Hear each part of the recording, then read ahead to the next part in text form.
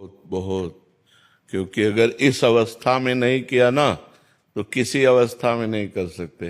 जैसे अब हम हैं, आप हमें पिस्तौल दीजिए और कह दीजिए चलाइए, तो हम नहीं चला पाएंगे, क्योंकि हमने कभी अभ्यास ही नहीं किया। समझ रहे ना? तो एक साधारण यंत्र है, वो अभ्यास ना करे तो नहीं चल सकता।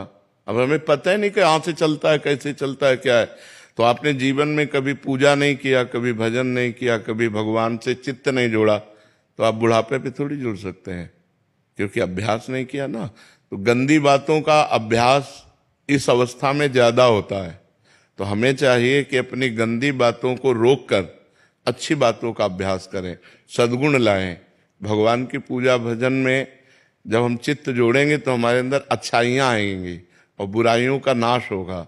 तो बुराइयों का नाश हो और अच्छा आदमी बने, समाज की सेवा करे, राष्ट्र सेवा करे, परिवार की सेवा करे, यही मनुष्य जीवन का लाभ। देखो, आप जैसे नए बच्चे जब गंदी बातों में फंस जाते हैं तो ड्रग्स लेने लगते हैं, नशा करने लगते हैं। तो जवानी में यदि सद्गुण ना हो तो दुर्गुणों की बाढ़ आ जाती है और लोग गंदे आचरणों में उतर जाते हैं। जवान बच्चे माताओं बहनों की जंजीरें छीन लेते हैं। मोटरसाइकिल से निकले और ऐसे पकड़ा, अब वो गिरे चाहे मरे चाहे कुछ भी हो, चोरी करने लगते हैं, बुरे आचरणों में उतर जाते हैं। और अगर आप सच्चे अच्छे बच्चे बनेंगे तो आप जैसे बच्चे समाज का उद्धार कर देंगे। मान लो एक कोई भी पद मिल जाए, नेता बन जाओ, चाहे आप कोई पदाधिकारी बन जाओ, या आप साधारण पुरुष भी रहो, तो भी आप समाज का उपकार करेंगे। तो सद्गुण बिना भगवान के चिंतन से तो आएंगे नहीं। देखो, आप जब पूजा करोगे, भजन करोगे और आपको कोई शराब दे, कहोगे यार नहीं, मैं पूजा भजन करने वाला हूं, मैं ये सब लेने वाला नहीं हूं। अपने आप आपका मन कहेगा नहीं यार मैं नहीं। और अगर आप पूजा भजन नहीं करते तो आपके अंदर उद्दंडता रहेगी, फिर पार्टी ज्वाइन होगा, शराब, मांस, व्यभिचार, ये गंदी बातें रहेंगी। तो हमें लगता है बाल्यावस्था से अच्छे गुणों की तरफ चलना चाहिए, बुराइयों का त्याग करना चाहिए। पूजा भजन का मतलब बाबा जी बन जाना नहीं है।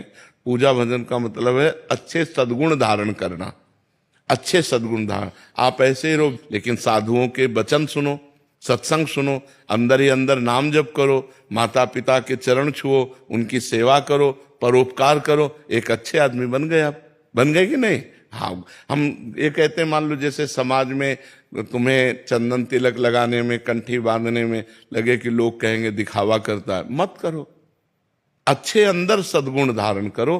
अंदर वाली बात आपकी मजबूत होनी चाहिए। अंदर आप राधा राधा जप रहे, कौन जानता है नहीं? तो अंदर नाम जप करो और अंदर सद्गुणों को बढ़ाओ, बुराइयों का त्याग करो, अच्छे आदमी बनो। यही मनुष्य जीवन का लक्ष्य है जी।